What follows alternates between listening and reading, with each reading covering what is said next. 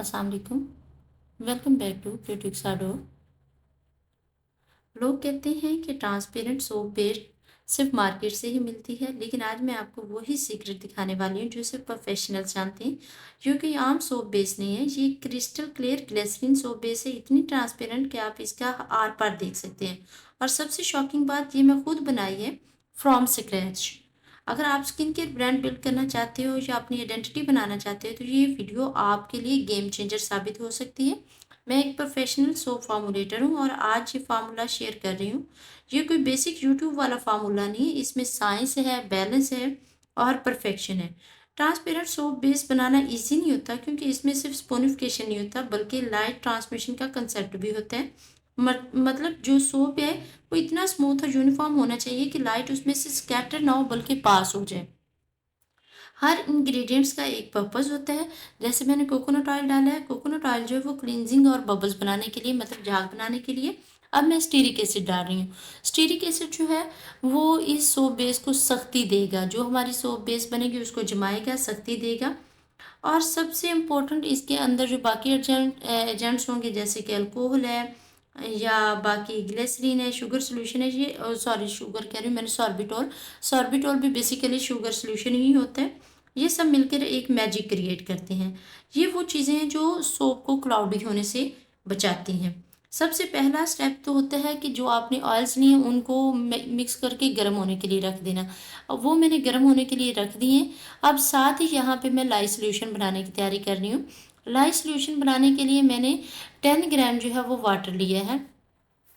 ये जो वाटर है ना, डिस्टिल्ड वाटर, यहाँ पे लाई सोल्यूशन के, ये जो लाई का जो सोल्यूशन है वो लाई से इसकी रेशियो जो 2 होती है, कि मतलब आप 1 ग्राम NaOH लेते हैं तो 2 ग्राम उसमें वाटर ऐड करते हैं। लेकिन यहाँ पे मैंने वाटर को 10 ग्राम ग्लिसरीन से कट कर दिया है, कि मैं 10 ग्राम ग्लिसरीन ले रही हूँ, 10 ग्राम जो है उसके अंदर मैं वाटर ऐड कर रही हूँ और उसके अंदर मैं सोडियम हाइड्रोक्साइड जो है 10 ग्राम ही सोडियम हाइड्रोक्साइड ऐड करूँगी। और जब ये सोडियम हाइड्रोक्साइड इसके अंदर डालना है तो आपने ये चीज़, मैं हर अपनी वीडियो में बताती हूँ, आपने ये चीज़ माइंड में रखनी है कि आपने वाटर को इसके अंदर नहीं डालना, बल्कि आपने सोडियम हाइड्रोक्साइड को वाटर के अंदर ऐड करना है।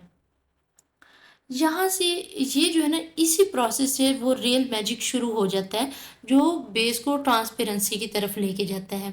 कि यहाँ पे मैंने वाटर की अमाउंट खुद ही कम की है, और जितना मैंने वाटर कम किया उतनी ही मैंने इसके अंदर जो है ना बाकी ग्लिसरीन ऐड कर दी, ताकि इसके अंदर जो है वो प्रॉपर जो है ना एक क्लियरेंस आ सके, स्मूथनेस आ सके।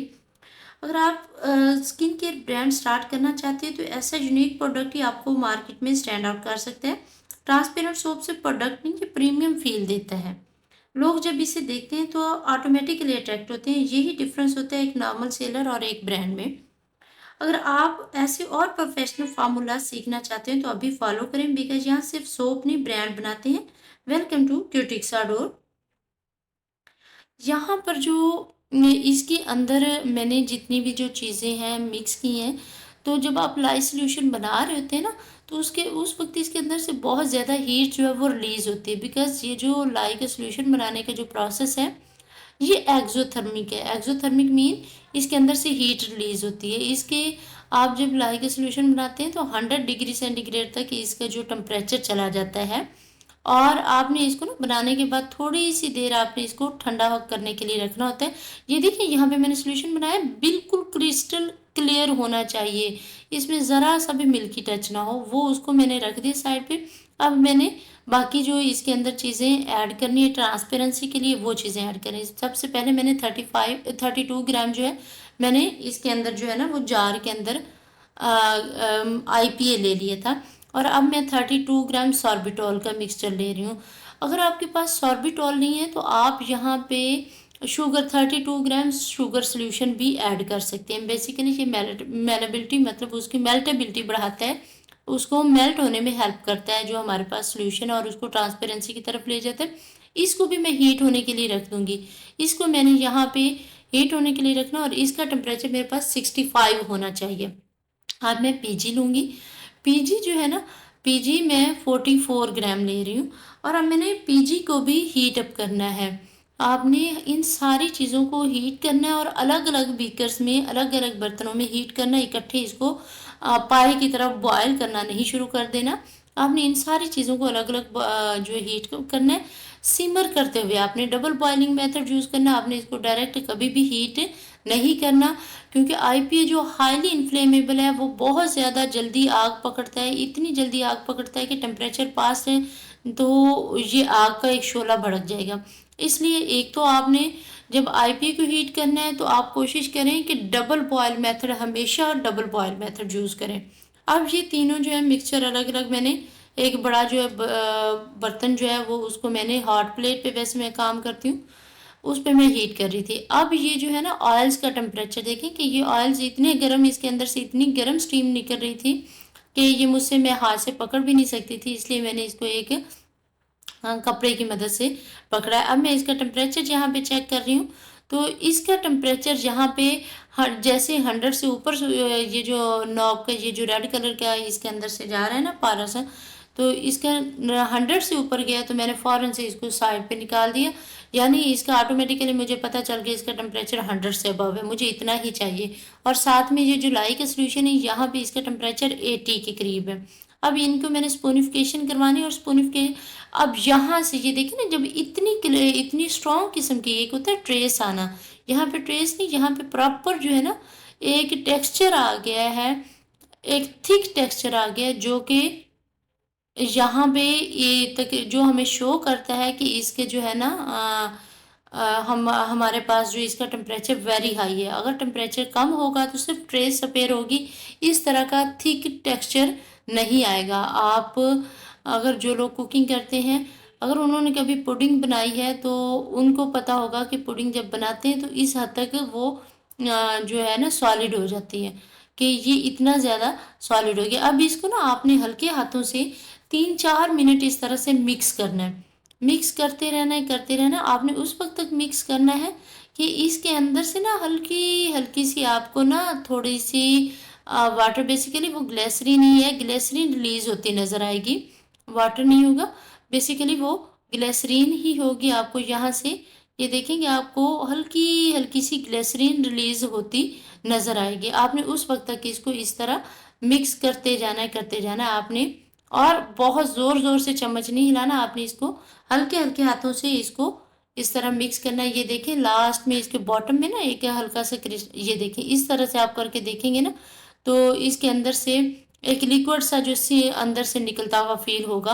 बस यही वो पॉइंट है कि आपने इसके अंदर जो है वो चीज़ें ऐड करना शुरू कर दी। अब सबसे पहले मैं 65 डिग्री पे गर्म किया हुआ आईपीए का सोल्यूशन, आईपीए और उसके अंदर 32 ग्राम जो सॉर्बिटॉल है, इन दोनों को मिक्स करके मैंने 65 डिग्री तक गर्म किया था। अब इसको मैंने इस तरह अच्छी तरह से मिक्स करूँगी। अब मिक्स करते करते इसमें ना फिर भी थोड़े बहुत लम्स रह जाते हैं, वो किस तरह ख़त्म करने हैं वो मैं आपको बताती हूँ। अब यहाँ पे मैंने हैंड ब्लेंडर लिए, यहाँ पे ना आपने अपने फेस को अच्छी तरह कवर कर लेना है। इसके अंदर से बहुत फ्यूम्स निकलते हैं, एक तो टेम्परेचर ज़्यादा है, वैसे आईपीए जो है वो खुद ब खुद जो है ना वो उड़ जाता है। वो अगर रूम टेम्परेचर पे उड़ जाता है, यहाँ पर तो टेम्परेचर बहुत ज़्यादा था, तो ये हाँ खुद ब खुद जो है ना एयर में इसका जो फ्यूम्स हैं वो चले जाएंगे। तो आपने अपने नाक के ऊपर मोटा सा आपने कोई भी मास्क लगा लेना है कि आपके मुंह के अंदर या नाक के अंदर इसके जो है ना वेपर्स एंटर ना हो। अब आपने इसको ब्लेंड करना है, ब्लेंड करके आपने उस हद तक ब्लेंड करना है कि इसमें देखें कि इसके अंदर से ना सारे जो लम्स हैं वो ख़त्म हो गए। अब इसके लम्स ख़त्म नहीं हो रहे थे तो मैंने ये जो दूसरा ब्लेंडर है वो यूज़ किया है। अब ये दूसरा ब्लेंडर, इस ब्लेंडर के यूज़ करने का नुकसान ये होगा कि झाग बन जाएगी।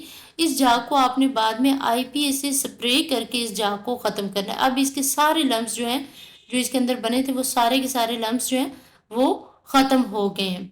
आपने इस तरह उसके सारे लम्स क्लियर कर लेने हैं ताकि ट्रांसपेरेंसी हमारे पास मुकम्मल एक ट्रांसपेरेंट आ सके। अब इस मकाम पर मैंने ना जो मेरे पास 100 डिग्री टेम्परेचर पर जो सॉर्बिटॉल, ये देखें ये भी मैंने इस तरह गर्म करके वो कवर करके इसको गर्म किया था। इसका टेम्परेचर जो है ना, इसका टेम्परेचर भी 100 के करीब होना चाहिए। इससे कम नहीं होना चाहिए। सॉर्बिटॉल मैं कह रही थी, ये है हमारे पास पीजी, प्रोपाइलीन ग्लाइकोल, जिसे हम पीजी कहते हैं। इसका टेम्परेचर भी यहाँ पे 100 पर था। ट्रांसपेरेंसी की तरफ जाने का सिर्फ और सिर्फ एक ही तरीका है कि आपने टेम्परेचर्स को अपने हाथ में रखना है। अगर आपके टेम्परेचर्स इधर उधर हुए, थोड़े से जो है डिस्टर्ब हुए, तो आपका ये बेस जो कभी भी ट्रांसपेरेंट नहीं बन सकेगी। क्रिस्टल क्लियर के बनना तो दूर की बात, वो बिल्कुल भी ट्रांसपेरेंट नहीं हो सकेगी। तो यहाँ पे जो है ना, ये आपकी एक बहुत ही अच्छा से, ये देखें सारी की सारी झाग जो है ये ख़त्म होगी, जैसे मैंने आईपीएस से स्प्रे की। और अब मैं ये मेरे पास ना एक मोल्ड पड़ा है पुराना, जिसमें केक वगैरह के लिए एक मोल्ड होता है, ये वो मोल्ड है। मैंने इसमें इसको पोर कर दिया। और अगर थोड़े बहुत मुझे ये झाग थोड़ी बहुत नज़र आ रही, तो इसके ऊपर मैं आईपीए के स्प्रे कर दूंगी। ये मैंने, और इसको कवर करके मैंने जो है ना 2 दिन के लिए, मेरा तो वैसे 1 दिन के लिए मैंने इसको रखा था, 1 दिन में ही जम गई थी। लेकिन अगर आपकी नहीं जम रही, तो आपने इसको एटलीस्ट 48 आवर्स जो है वो वेट करना है। इस तरह से मेरे पास एक ट्रांसपेरेंट बेस नज़र आएगी, बिल्कुल ट्रांसपेरेंट। अब ये थिक लेयर है, क्योंकि मैंने ज़्यादा अमाउंट में बनाई थी, तो ये थिक लेयर है। लेकिन अगर आप इसको छोटे 75-80 ग्राम का सोप लेंगे, तो देखेंगे तो ये बिल्कुल ट्रांसपेरेंट है। मैं शॉर्ट वीडियो भी साथ ऐड कर दूंगी कि कितनी ये ट्रांसपेरेंसी है, कि इसके अंदर से लिखा हुआ नज़र आता है। Thank you so much for watching. अल्लाह हाफिज़।